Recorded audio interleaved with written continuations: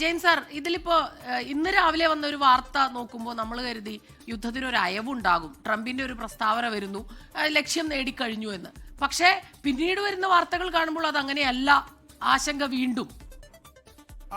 സ്മിത, യഥാർത്ഥത്തിൽ ഈ ഡൊണാൾഡ് ട്രംപിന് വലിയ ആശയക്കുഴപ്പമാണ്. എന്ത് ചെയ്യണം എന്ത് ചെയ്യണ്ട എന്നറിയില്ല. എന്ന് മാത്രമല്ല, ലക്ഷ്യം നേടിക്കഴിഞ്ഞു എന്ന് പറയുന്നത് തനിക്ക് മേൽ വലിയ സമ്മർദ്ദമുണ്ട്. ഗൾഫ് രാജ്യങ്ങൾ, UAE, Qatar, Saudi Arabia, Bahrain, Kuwait അടക്കമുള്ള രാജ്യങ്ങളൊക്കെ സമ്മർദ്ദം ചെലുത്തിക്കൊണ്ടിരിക്കുകയാണ്. അനാവശ്യമായി അമേരിക്ക വന്ന് ഇറാനിൽ നടത്തിയ ആക്രമണത്തെ തുടർന്ന് ഗൾഫ് രാജ്യങ്ങൾ, പ്രത്യേകിച്ച് അമേരിക്കൻ ബേസുള്ള രാജ്യങ്ങൾ മുഴുവൻ ആക്രമണം നേരിട്ടുകൊണ്ടിരിക്കുകയാണ്. അതിൽ വലിയ അസ്വസ്ഥതയുണ്ട്.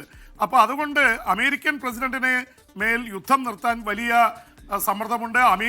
അമേരിക്കൻ പ്രസിഡന്റ് ഡൊണാൾഡ് ട്രംപിന്റെ അവസ്ഥ ഭയങ്കര മോശമാണ്. അവിടെ ജനവികാരം ഓരോ ദിവസവും മാറിക്കൊണ്ടിരിക്കുകയാണ്. അടുത്ത നവംബറിൽ വരുന്ന അമേരിക്കൻ കോൺഗ്രസിലെ മിഡ് ടേം തെരഞ്ഞെടുപ്പിൽ പരാജയപ്പെട്ടാൽ, ഭൂരിപക്ഷം ഡെമോക്രാറ്റുകൾ നേടിയാൽ, US കോൺഗ്രസിന്റെ പിടി അത് ഡെമോക്രാറ്റുകൾക്ക് വരും. പിന്നെ ട്രംപിന് മൂക്കയറിടും. അതുകൊണ്ട് ട്രംപ് ഇപ്പൊ തന്നെ യുദ്ധം നിർത്തിയാൽ കൊള്ളാമെന്നുണ്ട്. പക്ഷെ ഒരിക്കൽ തുടങ്ങി വെച്ചാൽ പിന്നെ അത് നിർത്തുക അത്ര എളുപ്പമല്ല. പ്രത്യേകിച്ച് ഒരു രാജ്യത്തിന്റെ ചെന്ന് അവിടുത്തെ പരമോന്നത നേതാവിനെ കൊലപ്പെടുത്തുക, അവിടുത്തെ പ്രമുഖരായിട്ടുള്ള നേതാക്കളെ മുഴുവൻ കൊലപ്പെടുത്തുക, അവിടുത്തെ സൈന്യാധിപന്മാരെ കൊലപ്പെടുത്തുക, അവർ വെറുതെ ഇരിക്കും തോന്നുന്നുണ്ടോ? ഈ വെനിൻസുവേലയല്ല ഇറാൻ എന്ന് നമ്മൾ യുദ്ധം തുടങ്ങുമ്പോൾ തന്നെ പറഞ്ഞതാണ്. ഇറാനെ സംബന്ധിച്ചിടത്തോളം ഇറാൻ കഴിഞ്ഞ 20 വർഷമായിട്ട് അവർ പ്ലാൻ ചെയ്യുകയായിരുന്നു. അവർക്ക് മൊസൈക് പാറ്റേൺ ഓഫ് ആക്രമണശേഷിയുണ്ട്. 31 പ്രവിശ്യകളും യുദ്ധസമാനമായി നിൽക്കുകയാണ്.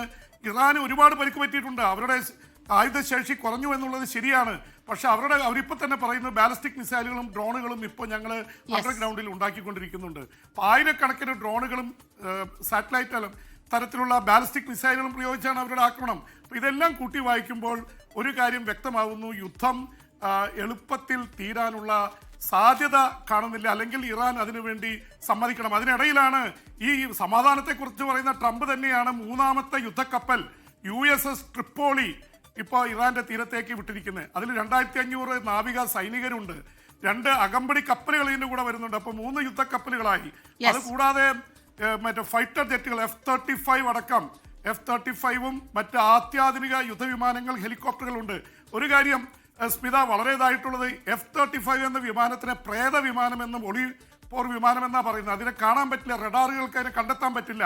ആ വിമാനത്തിന് കേടുപറ്റിയിരിക്കുന്നു ഇറാന്റെ ആക്രമണത്തിൽ. അതിന്റെ അർത്ഥം നാവിക ശക്തിയിൽ മാത്രമല്ല വ്യോമശക്തിയിലും ഇറാന് നല്ല രീതിയിലുള്ള മുന്നോട്ട് പോക്ക് സാധിച്ചിട്ടുണ്ട്. അപ്പോൾ ഇതെല്ലാം കൂടി കൂട്ടി വായിക്കുമ്പോൾ ഒരു തരത്തിലും ഈ യുദ്ധം പെട്ടെന്ന് തീരാനുള്ള സാധ്യത കാണുന്നില്ല. അതിൻ്റെ ഇടയ്ക്ക് എണ്ണവില ഇന്നലെ $119 ആയിരുന്നു, ഇത്തിരി കുറഞ്ഞിട്ടുണ്ട് 108. ഇന്ത്യയിലടക്കം പ്രീമിയം പെട്രോളിൻ്റെ ഒക്കെ വില വർദ്ധിച്ചു. ലോകമെമ്പാടും ഈ ഡീസലിൻ്റെയും പെട്രോളിൻ്റെയും ഒക്കെ വില കൂടുമ്പോൾ ഈ വലിയ രീതിയിലുള്ള വിലക്കയറ്റവും സാമ്പത്തിക ഇതാണ് വരുന്നത്. ഇന്ത്യയിലെ 1 കോടിയോളം ആൾക്കാരാണ് അവിടെ ഉള്ളത്. മലയാളികളായിട്ടുള്ള ദശലക്ഷക്കണക്കിന് ആൾക്കാർ, അവർക്കും ആശങ്കയുണ്ട്. പക്ഷേ ജനവാസ കേന്ദ്രങ്ങളിൽ ആക്രമിക്കുന്നില്ല എന്നുള്ളതാണ് യാഥാർത്ഥ്യം. എന്തായാലും കാര്യങ്ങൾ സമാധാനത്തിലേക്ക് എത്തട്ടെ എന്ന് മാത്രം നമുക്ക് ആശംസിക്കാം. അത് തന്നെ, എത്രയും പെട്ടെന്ന് യുദ്ധം അവസാനിക്കട്ടെ എന്ന് തന്നെ നമുക്ക് എല്ലാവർക്കും പ്രതീക്ഷിക്കാം.